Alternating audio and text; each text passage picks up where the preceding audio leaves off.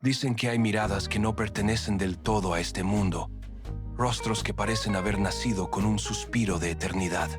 Pina Pellicer fue una de esas almas, frágil, sensible, tan luminosa en pantalla como atormentada fuera de ella. Su talento la llevó a conquistar el cine internacional, pero su soledad la empujó hacia un destino que nadie entendió del todo. Hoy, más de medio siglo después, su historia sigue viva entre la nostalgia y el misterio, porque recordar a Pina no es hablar de muerte, sino de una mujer que amó el arte con toda su alma y pagó el precio más alto por ello. Hablemos de ella. Comencemos.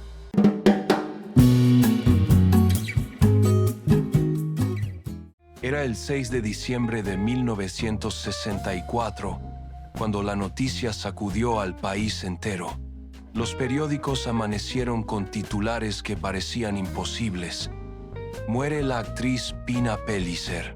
Suicidio. En cuestión de horas, su rostro melancólico llenó las portadas. Las voces de la radio repitieron su nombre con tristeza, y en los estudios de cine se respiró un silencio incómodo, casi irreal.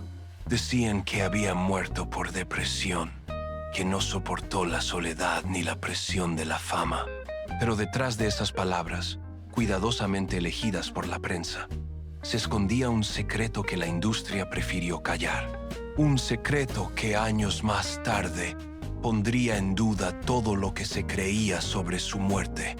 Pina Pellicer había nacido en 1934, en el seno de una familia culta y discreta.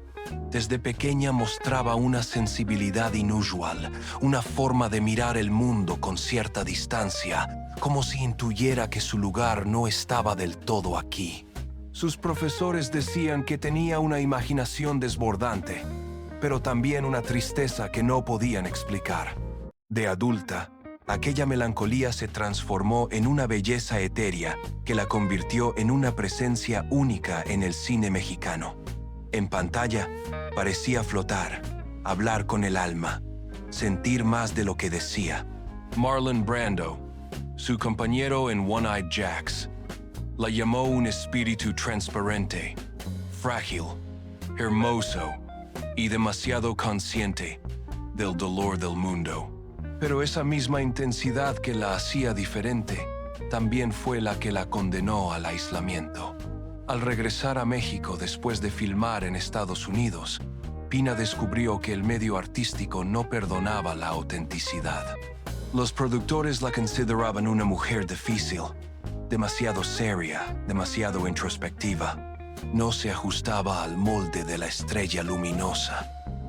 No sabía fingir sonrisas para los fotógrafos ni adaptarse a la frivolidad de los estrenos. Poco a poco fue quedando sola, encerrada en su propia mente, buscando respuestas en lugares que nadie imaginaba. Vivía en una casona antigua de la colonia Roma, una construcción de techos altos, espejos cubiertos con telas viejas y pasillos que olían a humedad y a incienso. Sus vecinos aseguraban que por las noches las luces permanecían encendidas hasta el amanecer y que de vez en cuando se escuchaban cánticos, susurros o el sonido metálico de campanas que parecían venir de los muros. Un periodista que investigó su caso años después encontró testigos que aseguraban que Pina se había involucrado con un grupo de espiritistas en los meses previos a su muerte. Decían que acudía a sesiones privadas en casas de la colonia Roma Sur, donde buscaba comunicarse con un ser que según ella la acompañaba desde la infancia. En una de esas reuniones, un médium le advirtió que en su casa habitaba una entidad antigua, no humana, una sombra que la observaba a través de los espejos y que reclamaba su alma. A partir de esa revelación, su comportamiento cambió drásticamente. Empezó a escribir compulsivamente en su diario, a cubrir los espejos con paños negros, a llenar los pasillos de crucifijos y rosarios. En una de sus últimas anotaciones, fechada el 28 de octubre de 1964, escribió: «Ya no soy yo quien piensa, Él me habla. Él decide. Dice que mi rostro ya no me pertenece. La transformación de Pina fue lenta pero evidente. Sus conocidos notaban que evitaba el contacto visual, que hablaba sola y que su voz se quebraba al mencionar la palabra oscuridad. En su casa, los objetos aparecían en lugares distintos. Las velas se apagaban solas y los rosarios se ennegrecían como si el fuego los hubiese rozado. La actriz dejó de recibir visitas.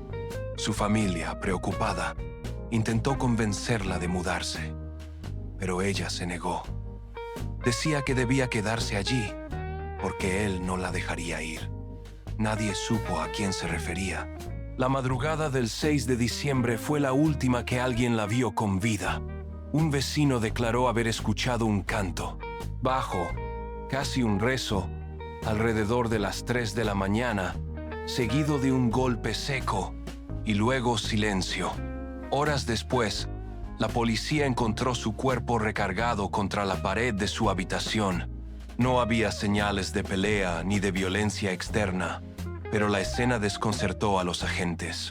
En su boca, cuidadosamente acomodados, hallaron 10 rosarios.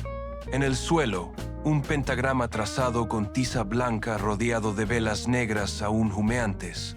En la pared, símbolos en latín que los peritos identificaron como fórmulas de invocación. Sobre una mesa reposaba una carta de despedida escrita con letra temblorosa. No me juzguen. No fue mi voluntad. La oscuridad me habló con la voz de un hombre sin rostro. Esta casa ya no es mía. Él la reclama y ahora viene por mí. El expediente policial clasificó el caso como suicidio por depresión. Sin embargo, el informe médico reveló contradicciones. No se hallaron rastros de barbitúricos ni de intoxicación química. La causa real fue asfixia mecánica.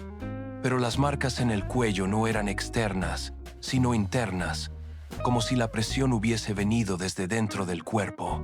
Los investigadores, incapaces de explicar lo sucedido, cerraron el caso. Años más tarde, un periodista que tuvo acceso a las fotografías describió algo aún más perturbador. Detrás del cuerpo de Pina, en la pared, se proyectaba una sombra humana sin forma precisa, una silueta que no coincidía con ninguna fuente de luz del lugar. A partir de esa revelación surgieron teorías de todo tipo. Algunos aseguraban que Pina había sido víctima de una secta satánica que operaba en los círculos del espectáculo. Otros afirmaban que ella misma había hecho un pacto con una entidad para alcanzar la fama y que, al no cumplir con su parte, esa presencia vino a cobrar su deuda. Lo cierto es que nada volvió a saberse con certeza. Su casa fue vendida poco después, y quienes la habitaron años más tarde contaron que las noches eran extrañas, que los relojes se detenían a las 3 y que en los espejos se reflejaba, por un instante fugaz, una figura femenina con ojos tristes. Pina Pellicer se convirtió así en una leyenda trágica, una artista de alma sensible que cruzó los límites del dolor humano para entrar en el territorio del misterio. Su muerte sigue siendo uno de los enigmas más inquietantes del cine mexicano. Una historia que, medio siglo después, aún se niega a descansar en paz. Gracias por acompañarme en este viaje por la vida y el silencio de Pina Pellicer. Detrás de cada artista hay un corazón que late más fuerte de lo que el público imagina, y ella fue prueba de ello. Si esta historia te conmovió, compártela. Deja tu comentario y suscríbete para que juntos sigamos recordando a las leyendas que marcaron el alma del cine mexicano. Nos vemos en el próximo video, con la misma voz, la misma memoria y el mismo amor por quienes nunca deben ser olvidados.